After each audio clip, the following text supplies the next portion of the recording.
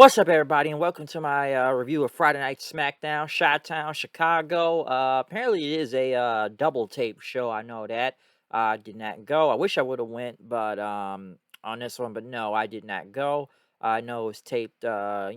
Like I said, two times. One was the live one that was on TV, and the one you'll see next week. Given it's real close to Christmas, they got filmed the Christmas edition of SmackDown. So I'm sure a lot of people were there at that arena for a pretty long time. I know that, but we do kick it off though in the All-State Arena with Uso, Sami Zayn, basically arriving to the building and stuff, getting ready for this whole big thing they got going on tonight.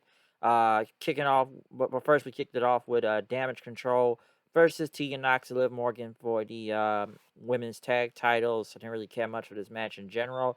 It was okay. It ended up with some person, a hooded in some hoodie and whatnot, attacking Knox and Morgan and whatnot, which Damage Control ended up getting the win. Apparently, the masked person, which they did reveal later on tonight, and I guess online, was Xia Li. Could she caught Power Damage Control? I don't know. Will it really get her over being Power Damage Control? No. But then again, at least I guess they got something for her, because not like she was doing anything to begin with. I don't really care. It was just kind of whatever with this match. So it is what it is. I know they had Ricochet and Walter promos for the Intercontinental Championship coming up later on tonight. Very good video packages, by the way. Sami Zayn and the Usos were, talking about what's going on tonight. They talk about, Sami, this is his big night and everything. He went to get some water. As, Jimmy says, I had doubts because Kevin Owens, showing up on Monday and, we really about to make Sammy about to get made. Gonna be a full blown Uso. We just set up a disappointment. Like, what's going on here? And whatnot. They also went to, I guess, LA Knight running to Uncle Howdy, and they had the QR code where I guess he was kidnapped and his mouth was shut. Which LA Knight came to the ring, telling the crowd to shut up. He's got some business to take care of. Talking about Bray Wyatt. Your front door. You're a former champion, but you're running around here like a circus freak and stuff. You get your mask, get your costume. You hey man, hey brother man, boy, how you doing, Mike? How you doing, man? Yeah. Honestly, he was the best part of this whole segment, to be honest. Because Bray Wyatt comes out, I feel like he's just speaking in riddles again. But all he's saying, I didn't attack you, man. I ain't attack you. I'm sick of you, man. We all know how this is gonna end up. And LA Knight ends up stomping him out then, because then how it's going to end. He's beating him up. And then they sent out the Uncle Howdy Do. Basically, this is the debut of the Mad Hatter right here from Batman. That's all it really looked like to me, was the Mad Hatter. And I guess Bray Wyatt is the Riddler, I guess. Like I said, LA Knight was the best thing out of this whole segment, okay? I don't know. Listen, like I said, I know they're taking a slow build with Bray before getting to his first return match, but at the same time, it's like the same promo somewhat every other week, or the same song and dance of now LA Knight getting beat up by mysterious figures around Bray Wyatt. But it's like, hey man, hey man, hey man. So there you go. They promoted the tribute to the troops happening on Saturday in the afternoon. Um, after that, right after that, it was Walter versus Ricochet for the Intercontinental Championship. Adam Pearce sent the rest of Imperium to the back.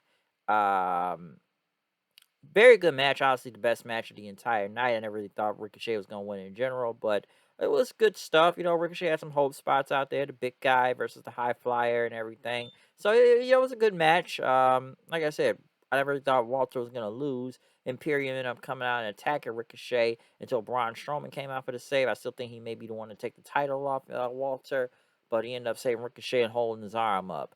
Jimmy Uso went to talk to the Roman Reigns. Solo and Paul Heyman were there.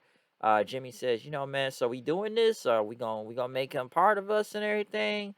And Sammy my dog, but I love my family and everything. So what's it gonna be and stuff? Roman had told Heyman to call up Adam Pearce, which Pearce said, listen, it's gonna happen. In SmackDown next couple of weeks, gonna be you and Sami Zayn versus Kevin Owens and a partner of his choosing. And then he's like, oh, okay, I'll do it in Tampa. Like, it's better than doing it here. So Roman, man, gets to only work one time a month, which, somebody brought up one time. Like, then he cut a promo on Brock Lesnar talking about barely being here and barely doing anything on the show. Kind of funny how things turn around nowadays. So that's kind of funny. Um, Legado del Fantasma, Hit Row, and the Viking Raiders win a triple threat match, which honestly, the biggest thing out of this match, and I'm sure everybody's seen at this point, was the top dollar botch jumping out of the ring, and it looked horrible. Horrible. Okay, this guy like fucked up his leg. He almost landed on his head. I don't even know why he tried to do that move. It looked horrible. Okay, and they still end up winning. Listen, Hit Row is not over. Hit Row, hit slow, shit row. I don't know. Vince was in the right for firing these guys, which I don't even know why they hired these guys back. I honestly don't know anymore. Without Swerve, they ain't shit. Okay, they ain't shit. So that move was just god awful. But they won the match though. Raquel was talking about her injuries until Ronda and Shayna attacked her.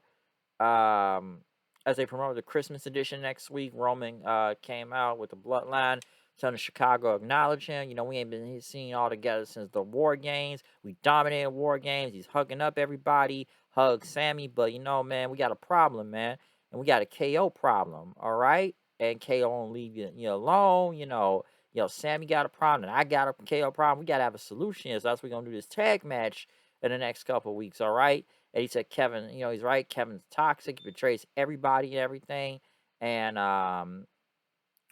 he said, he was his only friend, but we're gonna do this tag match. But next thing you know, John Cena shows up. Now John Cena is supposed to show back up on SmackDown the next couple of weeks, but John Cena showed in a via video screen, basically talking about his good friend Kevin Owens. Hey man, 20 years, your 20th anniversary, you haven't had a match all year.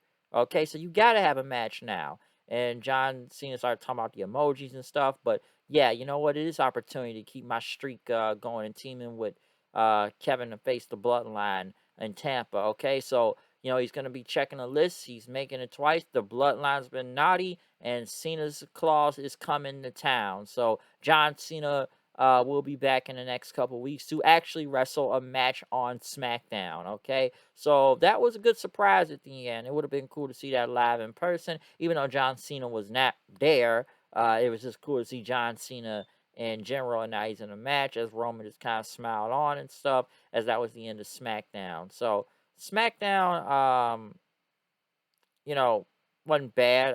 Like I said, good to see Cena on here. It's an okay show. I'll give it that. The Intercontinental title thing was obviously the best match out of the entire show. LA Knight was probably the best promo out of that Wyatt thing, and stuff, so I can agree on that. Like I said, I know a lot of time with the Walter and Ricochet out there, so there you go. That top dollar botch was just hilarious. Go back and watch it. Just please do. You'll see what I'm talking about. So yeah. Other than that, that's my review of SmackDown. Comment, subscribe, follow me on Twitter at Hooded9890. Like I said, Chi-Town double feature. We'll see what happens next week with it, okay? But other than that, I'm out of here. See you guys then. Peace out.